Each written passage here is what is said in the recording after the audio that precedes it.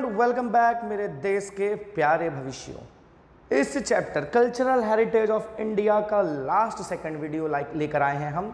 Next video के बाद chapter खत्म हो जाएगा और एक छोटा सा टॉपिक बचेगा। आज मेजॉरिटी ऑफ पोर्शन हम चैप्टर का ऑलमोस्ट खत्म कर देंगे। तो आज के टॉपिक में हम डिस्कशन करने वाले हैं सबसे पहले जैन टेम्पल्स के बारे में। जैन टेम्पल्स को देरासर भी कहा जाता है, देरासर। ठीक है, अब हमारे देश में जैन टेम्पल्स कई जगहों पर मौजूद हैं। आपको पता है जैन समाज के लोग भी समाज में काफ़ी आगे हैं। हमारे देश में बिजनेस में उनका बहुत बड़ा कंट्रीब्यूशन रहा है हर जगहों पर। तो कल्चरल हेरिटेज में भी जैन समाज का बहुत बड़ा कंट्रीब्यूशन है। यहाँ पर बात कर रहे हैं हम राजगृह, जिसे आज की डेट में राजगीर के नाम से जाना जाता है। राजगीर जो है बिहार के एरिया में पड़ता है। बिहार में पूरा माउंटेन रेंजेस हैं, बहुत फेमस टूरिस्ट स्पॉट भी है ये, आपने देखा भी होगा या शायद आप में से कई लोग विजिट भी कर चुके होंगे। ये राजगीर में ना 5 माउंटेन्स की चेन है, 5 बड़े बड़े माउंटेन्स हैं और उन माउंटेन्स पर अलग अलग जैन टेम्पल्स मौजूद हैं। ये कौन कौन से रेंजेस हैं? वैभवगिरी, विपुलाचल, रत्नागिरी, उदयगिरी और श्रमगिरी। ये 5 टेम्पल्स 5 पहाड़ों पर अकेले राजगीर में मौजूद हैं और ये काफ़ी फेमस हैं। इसके बारे में अभी मैं एक इमेज और दिखाऊंगा आपको आगे। इसके अलावा देयर इज अ सिद्ध क्षेत्र पिलग्रिम इन सम्मेद शिखर जी। सम्मेद शिखर जी भी कहते हैं, सम्मेद शिखर जी भी कहते हैं। ये सम्मेद शिखर जी जो है ये भी बिहार में बताया गया है। हालांकि आज की डेट में अगर हम देखें तो शायद ये झारखंड में है।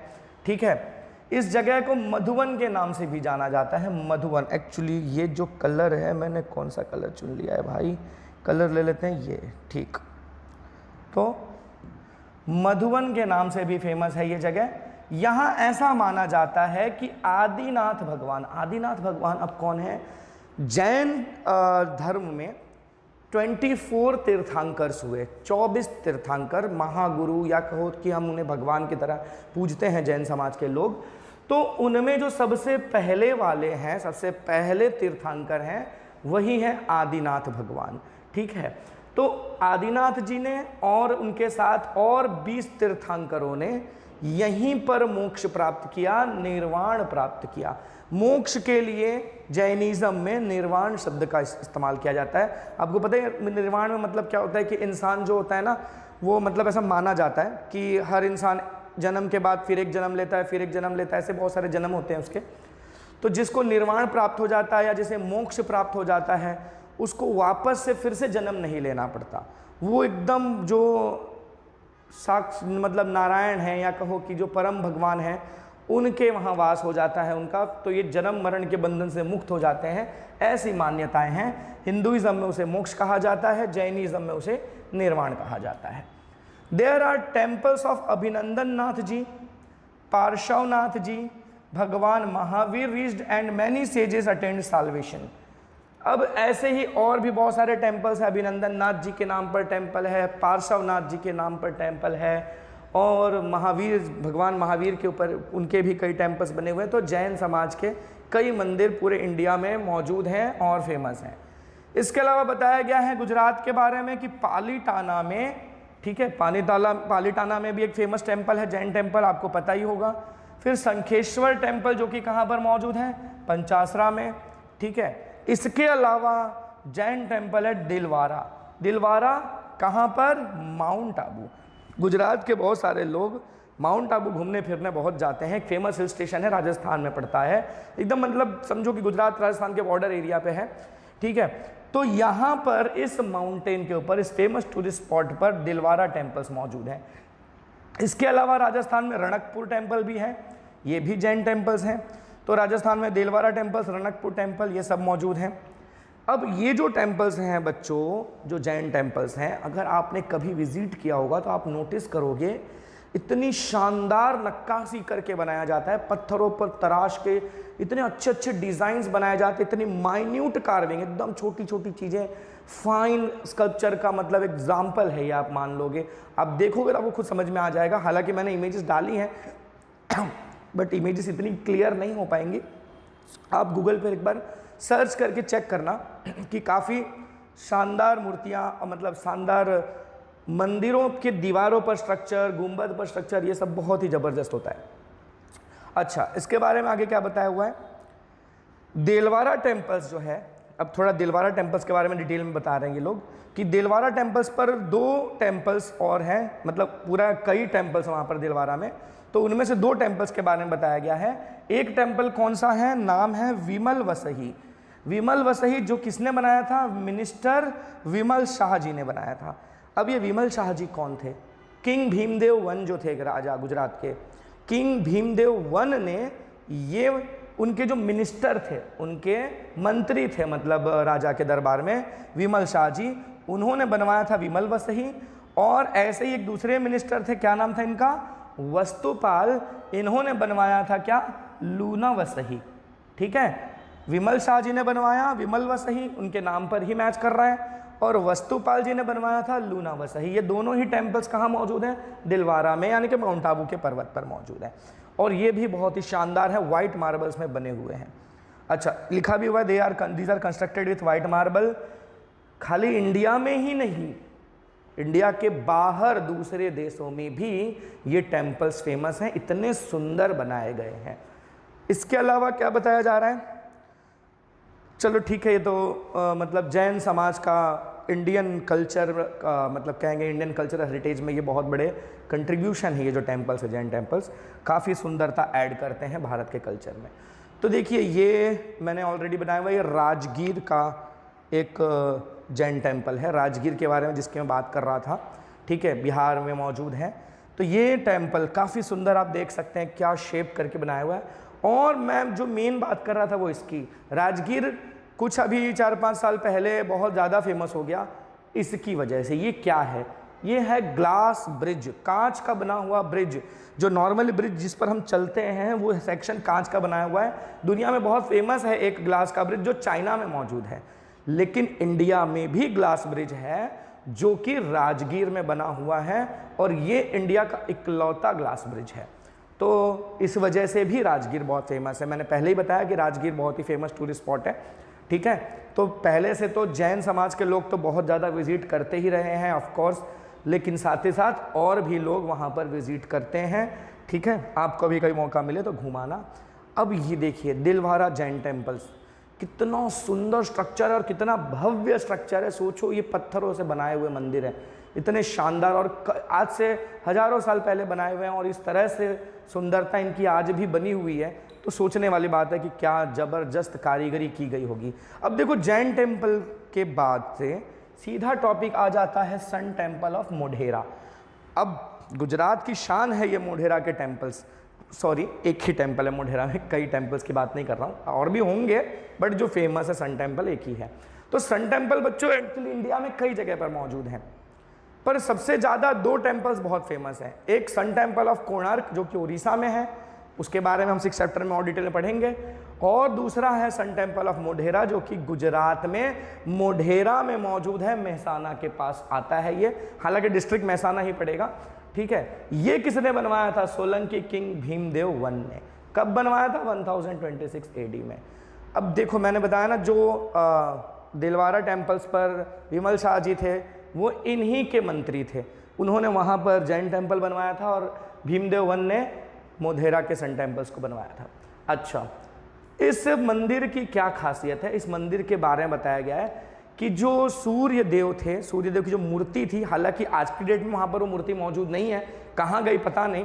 ठीक है, इसके ऊपर कई तरह की स्टोरीज चलती हैं, पर पहले ऐसा माना जाता है जो मूर्ति थी, तो मूर्ति का जो मुकुट था, क्राउन था, उस क्राउन में एक जेमस्टोन लगा हुआ था।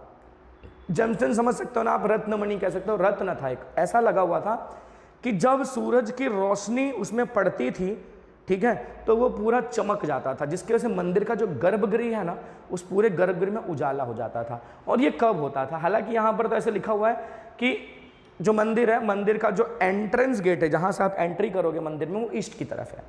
तो जब सन उगेगा, सनराइज होगा, तो वहाँ से जो सन की रेज है वो सीधा मंदिर के गर्भगृह तक पहुँचती थी।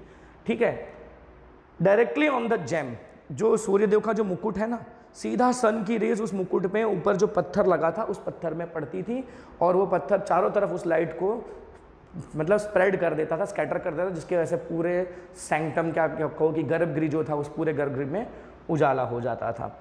हालांकि ये हरदम नहीं होता, ठीक है। एक्चुअली मैं खुद विजिट करके आया हूँ सन टेम्पल मोढेरा, तो वहाँ पर ये बताया जाता है कि इक्विनॉक्सेस जब होते हैं, इक्विनॉक्स समझते होंगे आप कि ऐसे नॉर्मली क्या होता है कि ठंडियों में जो होता है ना कि दिन छोटे हो जाते हैं, रातें बड़ी होती हैं, और समर्स में क्या होता है कि दिन लंबे हो जाते हैं, रात छोटी होती हैं।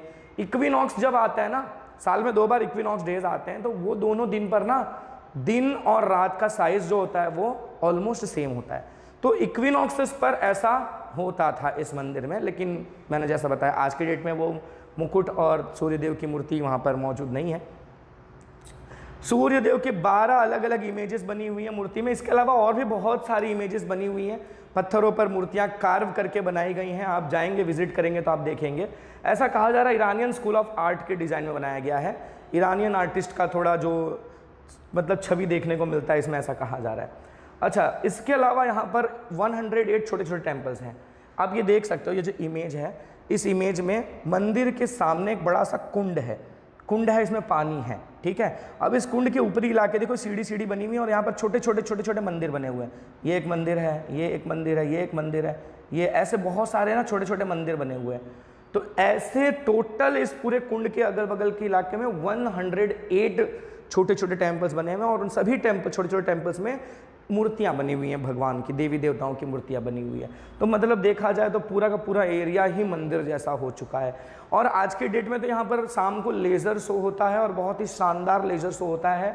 अगर आप मेहसाना के इलाके में रहते हो तो आप शायद विजिट करके आए भी होंगे, नहीं करके आएंगे तो जल्दी जाके विजिट कर लीजिए, बहुत ही सुंदर जगह है। इसके बाद आती है बात किसकी? अच्छा, तो ये तो मैंने बता दिया, sun temple of Modhera cover हो गया। अच्छा, ये क्या है? मैंने वही बताने के लिए लिया था, थोड़ी बड़ी इमेज ली थी। ये सब वही छोटे छोटे जो मंदिर बता रहा हूँ मैं कि बने हुए हैं, 108 मंदिर वही है। फिर आता है क्या? Medieval architecture. मेडिवल आर्किटेक्चर मतलब समझ लो कि जब बीच में मुगल्स, तुगलक्स, अफगान्स, इन सब का भी रूल चालू हो चुका था इंडिया में, उस दौर की बात कर रहे हैं यहाँ पर। तो इस दौरान बहुत सारे मॉस्क बने, मीनार बने, पैलेसेस बने, ठीक है, कि मतलब महल वगैरह, ब्रिज वगैरह, कई चीज़ें बनी। इनमें से कुछ फेमस चीज़ों के बारे में यहाँ लिखा गया है। क्या लिखा गया है? कुतुबुद्दीन ऐबक, कुतुबुद्दीन ऐबक ने बनाया था कुतुब मीनार, और साथ ही साथ कुव्वतुल इस्लाम मॉस्क। मस्जिद है कुव्वतुल इस्लाम मस्जिद, और उसी मस्जिद के एक कोने में ये कुतुब मीनार बना हुआ है। कुतुब मीनार आप सभी जानते होंगे, बहुत फेमस है। इसके अलावा एक और मस्जिद बना है, नाम है 2.5 दिन का झोपड़ा। ये 2.5 दिन का जो झोपड़ा है ये भी कुतुबुद्दीन ऐबक ने बनवाया था, ठीक है। हालांकि ये कुतुबुद्दीन ऐबक ने, ये उस टाइम पर राजा नहीं था। कुतुबुद्दीन ऐबक जो था वो जो मोहम्मद गोरी था उसके ऑर्डर्स पर इसने ये बनवाया था। मोहम्मद गोरी ने पृथ्वीराज चौहान जी को हरा दिया था युद्ध में, तो उस दौरान ये उस मेमोरी में, उस युद्ध की जीत की खुशी में एक मेमोरी बनाने के लिए 2.5 दिन का झोपड़ा बनवाया गया था। हालांकि ये जो 2.5 दिन का झोपड़ा बना है इसकी भी स्टोरी थोड़ी अलग है। कहते हैं कि ये सिर्फ 2.5 दिन में तैयार हुआ। बहुत ही शानदार मस्जिद है और सिर्फ 2.5 दिन में तैयार हुई थी, ठीक है। मैं आपको दिखाता हूँ उसकी फ़ोटो। ये है 2.5 दिन का झोपड़ा। ये पूरा पत्थर के स्ट्रक्चर को पूरा डिज़ाइन किया गया है सिर्फ 2.5 दिन में। अब सोचने वाली बात है कि इतना बड़ा स्ट्रक्चर 2.5 दिन में कैसे बनेगा, है कि नहीं। तो इसी वजह से ये काफ़ी फेमस है। लेकिन इसकी स्टोरी कुछ ऐसी है कि हालांकि ना जब ये लोग जीत गए और पृथ्वीराज चौहान जब हार गए थे, तो उसके बाद एक्चुअली में इस जगह पर पहले क्या थी, एक विद्यालय था, एक गुरुकुल था बड़ा सा, ठीक है, स्कूल था समझो, ठीक है। तो वो स्कूल के कुछ हिस्सों को तोड़कर और उसमें मॉडिफिकेशंस करके मस्जिद बना दिया गया। और ये मैं अपनी तरफ से कहानी बनाकर नहीं कह रहा हूँ, आप जाकर गूगल पे सर्च करिए, विकीपीडिया पर आपको पेज मिल जाएगा, 2.5 दिन का झोपड़ा की पूरी स्टोरी आपको पता चल जाएगी। आज भी अंदर एंटर होते हैं तो एक दीवार पर एक पूरा लेख लिखा हुआ है, शिला लेख लिखा हुआ है, जिससे ये पता चलता है कि वो स्कूल था और जब ये बना था उसके पहले के डेट्स की इन्फॉर्मेशन है उसमें। तो पूरा वो एक विद्यालय था, ये चीज़ क्लियरली पता चलती है, ठीक है। राजाओं ने बहुत सारे ऐसे काम किए हैं। एक राजा किसी और राजा के एरिया में कब्जा करता था तो उसकी बनाई हुई चीज़ों को तोड़ ताड़ के मॉडिफाई करके अपना नाम, रंग रूप सब दे देते थे। तो इस तरह से ये 2.5 दिन का झोपड़ा बना हुआ है। अच्छा, इसके अलावा ये जो मैं बता रहा हूँ ये क्या है आपका, ये कुव्वतुल इस्लाम मस्जिद है। और इस मस्जिद के यहाँ कॉर्नर में आप देख सकते हैं किनारे पर कुतुब मीनार बना हुआ है। और इसकी भी स्टोरी कुछ ऐसी है कि ये जो है ना, पहले पूरा जो एरिया था यहाँ पर तोमर राजाओं का पूरा ये था, क्या नाम था इसका, कुछ एग्जैक्टली मुझे नाम नहीं याद आ रहा है, दिल्ली वाले जो होंगे उनको पता होगा, ठीक है। तो उस एरिया को मतलब वहाँ पे वो राजा जब हार गए तो वहाँ को पूरे एरिया को तोड़वा कर और उसमें ये फिर कुव्वतुल इस्लाम मस्जिद बनाई गई और बगल में एक मीनार बनाया गया। हालांकि ये मीनार बहुत ही शानदार है, ठीक है। 5 या 6 फ्लोर की मीनार है, देख सकते हैं हम, 1 2 3 4 5 फ्लोर्स की है। इसको बाद में मॉडिफाई भी किया था किसी ब्रिटिशर ने, शायद इसके ऊपर एक छोटा सा और फ्लोर बना दिया था, लेकिन बाद में फिर उसको गिरा दिया गया। ये ओरिजिनल स्ट्रक्चर 5 मंजिला इमारत है। इसमें यहाँ पर देख सकते हैं आप बालकनीज बनी हुई हैं, ठीक है, यहाँ पर बालकनीज हैं, ओके। और कुछ छूट रहा है इसमें, अच्छा। फिर आता है बंगाल की बात में। बंगाल में क्या क्या बना है, अदीना मॉस्क है, ठीक है, पंडुआ रीजन में मौजूद है। इसके अलावा tomb of Jalalul Mohammad Shah, Tantipara mosque, ठीक है। और ये भी बड़े सुंदर सुंदर मस्जिद हैं, इसकी भी फ़ोटो मैंने इनमें से कुछ की फ़ोटोज़ आगे रखी हुई हैं, हम देखेंगे। फिर जौनपुर की बात करें, यहाँ पर तुर्की के जो सुल्तान थे उन्होंने यहाँ पर अटला मॉस्क बनाया था। अटला मॉस्क ये भी काफ़ी फेमस है। इसमें आर्टिस्टिक ग्रिल है डोम के ऊपर, जो ऊपर का जो गुंबद होता है उसके अगल बगल आर्टिस्टिक ग्रिल बनाया हुआ है, बड़ा ही सुंदर दिखता है। इसमें जो वॉल्स हैं, जो सीलिंग्स हैं, ये भी कई तरह के इंडियन डिज़ाइन से सजाई गई हैं। वहाँ पर लोटसेस वगैरह, मतलब इंडियन डिज़ाइन में लोटस बहुत फेमस है, तो इस तरह की चीज़ें वहाँ बनाकर उसको सजाया गया है। इसकी भी मैं इमेज आपको दिखा ही देता हूँ। यहाँ पर मैंने बनाया था, कहाँ लिया था, ये है अटला मॉस्क जौनपुर, ठीक है। काफ़ी बड़ा स्ट्रक्चर बनाया हुआ है, अंदर मस्जिद में दीवारों पर और सीलिंग्स पर बहुत कुछ बनाया हुआ है, जैसे बताएं लोटस वोटस के डिज़ाइन वगैरह बनाए हुए हैं। अच्छा, इसके अलावा मैंने और भी क्या लिया था, ये तो नहीं है, ठीक है। तांतीपारा मॉस्क मैंने शायद नहीं डाला, डालना भूल गया, देखते हैं अगर आगे मिल गया तो। इसके बाद आती है बात किसकी, मालवा। मालवा में भी कई तरह के मतलब स्ट्रक्चर्स बने हैं, इनमें से ज़्यादातर टॉम्स वगैरह बने हैं। टॉम्ब क्या होता है समझते हो ना, मकबरा जो होता है, मतलब कोई राजा या बड़ा आदमी या कोई संत मर जाता है तो उसके ऊपर जो कब्र होती है उसके कब्र के ऊपर एक बहुत बड़ा स्ट्रक्चर बनाया जाता है सुंदर सा, ताकि उसकी याद मतलब बनी रहे, दुनिया में लोग उसको याद करते रहें। जैसे कि शाहजहाँ ने ताजमहल बनवाया, ताजमहल भी क्या है, एक तरह का मकबरा ही है, ठीक है, उसमें मुमताज़ की कब्र है। हालांकि बाद में औरंगज़ेब ने वहाँ पर शाहजहाँ को भी उसी में दफना दिया है बगल में। अच्छा, बहुत ही सुंदर डोम्स बने हुए हैं, बहुत ही सुंदर बालकनीज बनी हुई हैं, ठीक है। और इसमें से जो होशंग शाह की जो टोम्ब है वो सबसे सुंदर है, ऐसी मानी जाती है, ऐसी मान्यताएं हैं। वाइट मार्बल की बनी हुई, ठीक है, वाइट मार्बल लगाया गया है उस मकबरे को बनाने में। इसके अलावा और भी बहुत सारे प्रोविंसेस में बहुत कुछ बना। कश्मीर के राजाओं ने भी बहुत कुछ बनवाया। फिर बहमानी रूलर्स ने बीजापुर में एक डोम बनवाया है, बहुत ही फेमस है, गोल गुम्बज के नाम से, ठीक है। इसके अलावा मदरसा जो महमूद गावा का मदरसा है, ये भी काफ़ी फेमस है। इसके अलावा विजयनगर एम्पायर के भी बहुत सारे स्ट्रक्चर्स फेमस हैं। अब इनके बारे में तो ज़्यादा कुछ लिखा है नहीं, एक एक लाइन में बस इतना ही लिख दिया है। तो ये मैं आपको दिखाऊँ कहाँ गया, ये है हमारा बीजापुर का डोम। अब देख सकते हैं ये मकबरा है, ये कब्र है, जैसे ताजमहल कब्र है वैसे भी ये भी एक कब्र है, ठीक है। किसकी कब्र है ये, आदिल शाह की, ठीक है। बहमानी सल्तनत था एक, तो उस बहमानी सल्तनत के एक राजा थे आदिल शाह। तो ये आदिल शाह की जब डेथ हुई तो इनका जो डेड बॉडी है वो इस बड़े से स्ट्रक्चर के अंदर दफनाया हुआ है, तो उनकी याद में ये बनाया हुआ है शानदार सा गोल गुम्बज, काफ़ी फेमस है। इसके बाद आर्किटेक्चर ऑफ गुजरात बचता है, जो कि हम नेक्स्ट सेशन में डिस्कशन करेंगे और बहुत जल्द लेकर आएंगे। तब तक के लिए सी यू, टाटा, बाय बाय, और सभी को हैप्पी इंडिपेंडेंस डे।